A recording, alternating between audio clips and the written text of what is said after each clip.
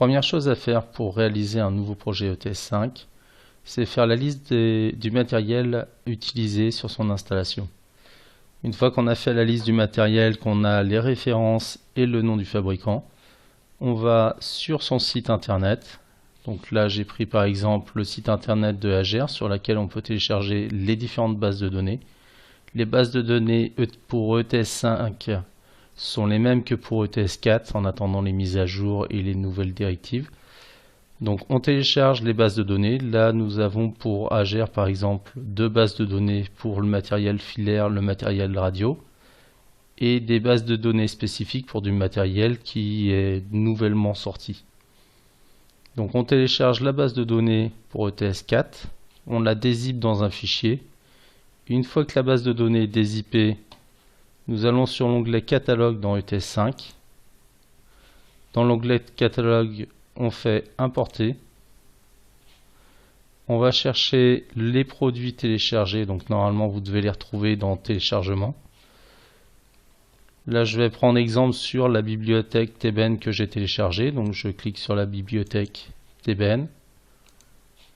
J'ouvre la bibliothèque de produits TBN. Donc, voilà l'ensemble du matériel TBN que je peux installer sur mon logiciel ETS5. Donc, je vais en choisir un afin de vous montrer comment ça se passe.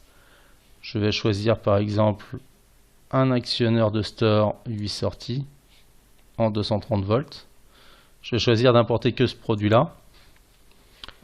Je peux choisir d'importer tous les produits. Je vais choisir d'importer que le français. Même chose, je peux choisir d'importer l'ensemble des langues.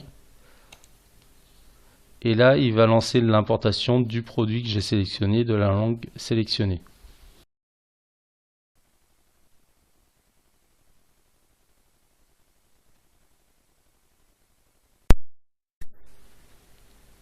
Voilà, le produit est téléchargé. On va retrouver le produit que j'ai choisi de télécharger ici dans les onglets descriptifs. Donc il est ici. Donc là, j'ai ces produits-là. J'ai téléchargé l'ensemble des produits que j'ai besoin pour mon installation. Je retourne sur l'onglet vue d'ensemble. Je désire créer un nouveau projet. Donc soit vous créez un nouveau projet avec la petite croix plus, soit vous aidez de l'assistant pour créer un projet. Je vais vous montrer comment créer un projet depuis l'onglet nouveau projet. Donc nouveau projet, vous l'appelez comme vous le souhaitez suivant l'installation que vous avez. Je vais créer une platine domotique avec l'ensemble du matériel que j'ai. Ligne réseau, vous pouvez la laisser en OIP. C'est la ligne au-dessus, on ne s'en servira pas. La topologie, c'est on va créer une première ligne, la 1.1. Ça sera une paire torsadée, donc ça sera en TP. Je vous conseille d'avoir une adresse de groupe sur 3 niveaux. C'est plus facile de hiérarchiser votre installation. Ensuite, on crée tout simplement le projet. Première chose à faire lorsque le projet est créé, c'est de créer son installation, c'est-à-dire créer les différents locaux, la structure du bâtiment. Donc là, je vais ajouter sur ma structure. Donc là, nous faisons un clic droit sur la platine, où vous pouvez vous mettre sur platine domotique, ajouter, et choisir le nom du bâtiment. Le plus simple, c'est de faire un clic droit sur platine domotique, enfin sur votre projet, d'aller sur l'onglet ajouter, et là je vais ajouter une partie de mon bâtiment. Donc là je vais par exemple choisir une armoire de façon à avoir une armoire électrique.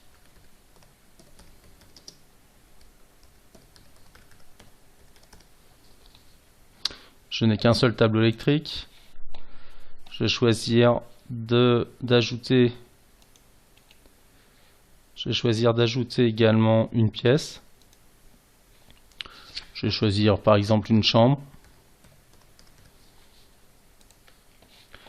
Une fois que mes pièces sont faites et une fois que la structure de mon bâtiment est faite, je peux ajouter mes participants. Première chose à faire, c'est d'ajouter les participants du tableau électrique. Donc même chose, clic droit, ajouter. ajouter participant. À ce moment-là, vous allez avoir une nouvelle fenêtre qui va s'ouvrir en dessous avec vos catalogues que vous avez téléchargés. Le plus simple pour ajouter un participant, c'est directement d'aller le chercher via sa référence fabricant. Donc par exemple, nous avons sur notre système une alimentation TXA 111 qui est une alimentation AGER. Donc là, je vais retrouver dans ce qu'il me propose deux alimentations, une TXA 112 et une TXA 111. Celle que j'ai, c'est la 111 de 320 mA. Je fais un cliquer déposer et il va venir directement l'ajouter dans mon tableau électrique. J'ai également de la marque AGER, également un commutateur de sortie TXA 206B. Le voilà. Je le rajoute dans mon tableau électrique. À noter que l'alimentation a toujours une adresse physique qui est adresse de zone, adresse de ligne qui est 1.1 à un point rien derrière, qui permet de dire qu'elle est en tête de la ligne. Ensuite, on va pouvoir ajouter par exemple un interrupteur, un point de commande. Donc nous avons un point de commande 4 touches, un WKT 304 de chez AGER toujours. Donc là, même chose, il nous en propose plusieurs. Donc je vais prendre le 314, celui qui se rapproche le plus. Les autres sont des boutons radio. Là, c'est une numérotation de commande. C'est bien mon appareil. Il permet de commander les WKT 304 et les WKT 314. Lui, je vais la rajouter dans la chambre. Et je vais pouvoir également rajouter un appareil d'une autre marque. Par exemple, là, nous avons une interface 2 entrées de chez Schneider, qui est un MTN 670802, que je vais pouvoir ajouter dans la chambre également. Donc là, j'ai créé l'ensemble de ma structure bâtiment. Maintenant, il va falloir que je crée l'ensemble de ma structure par rapport à mes groupes. Donc, je vais créer des adresses de groupe.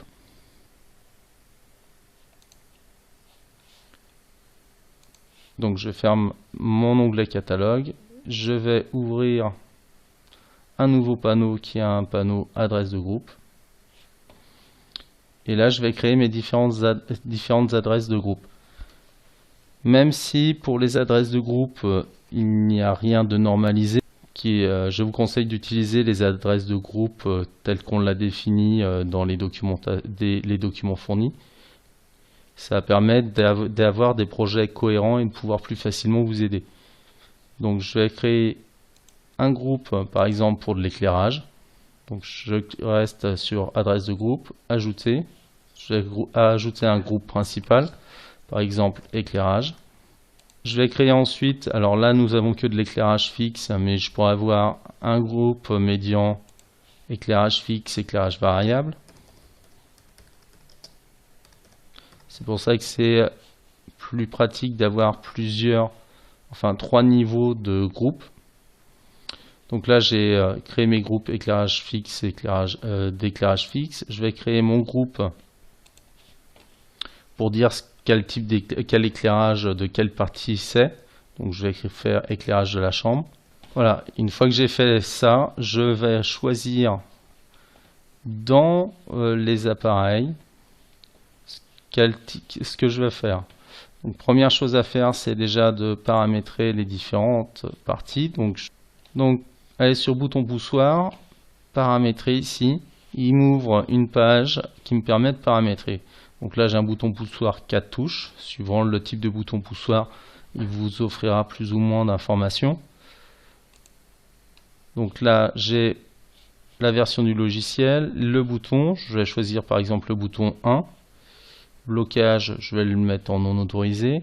Fonction non utilisée, je vais utiliser une fonction. Donc on a plusieurs fonctions Là, c'est un bouton AGR. On verra tout à l'heure que les boutons suivant les marques et les appareils suivant les marques n'ont pas les mêmes fonctions. Ils peuvent avoir des fonctions plus ou moins évoluées. Chez AGR, c'est les appareils qui proposent les options les plus restreintes, mais qui permettent aussi un paramétrage assez aisé.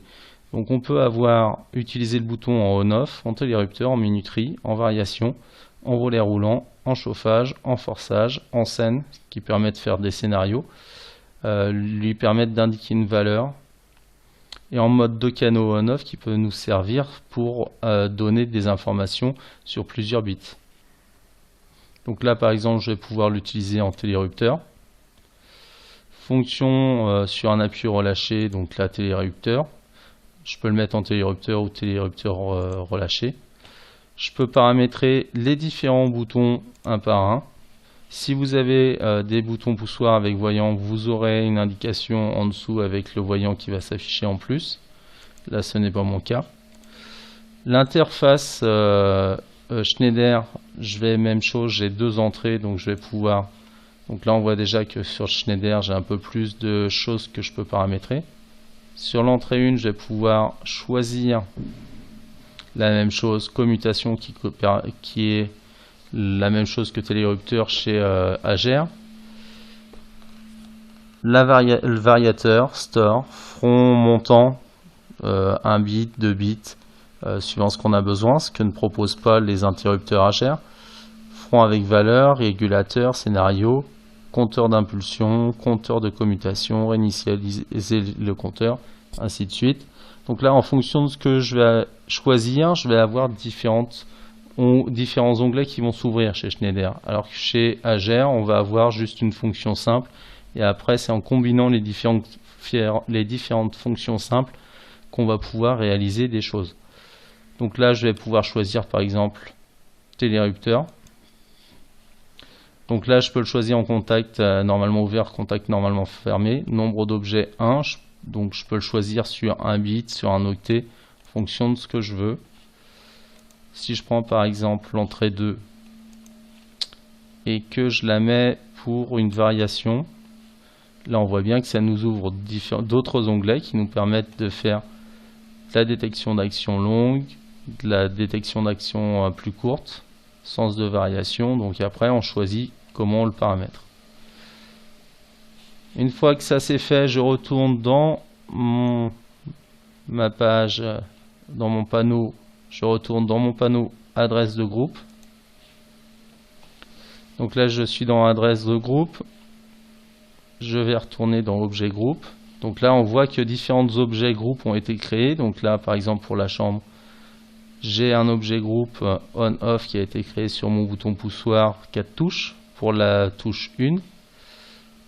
Sur l'autre interface, j'ai beaucoup plus de choses parce que j'ai mis mon bouton 2 en commutation et en variation pour faire de la variation et mon bouton 1 pour faire de la commutation.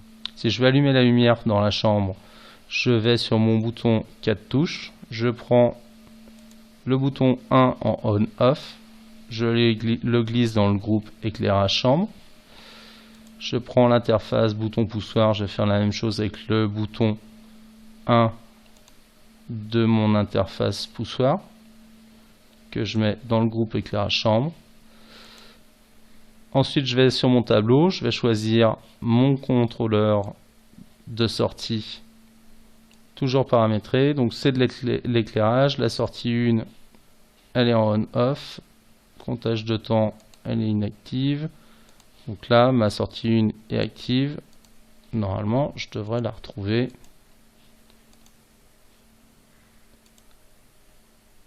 Ici. Donc là, ici, j'ai la sortie 1. Je peux la mettre en on-off, en minuterie. Là, je vais la mettre en on-off, puisque c'est ce que je cherche à faire.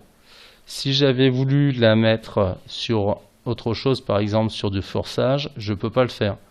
Car là, le forçage demande un ordre de 2 bits. Et à l'heure actuelle, j'ai un ordre dans mon groupe qui est un ordre sur un seul bit. Ici. On voit que la longueur de l'information est de 1 bit, alors que si je veux faire un forçage, il me faut une longueur de 2 bits. Si vous voulez faire des commandes, il faut que la longueur de l'information envoyée soit égale à la longueur d'information qu'on demande à recevoir pour faire l'action.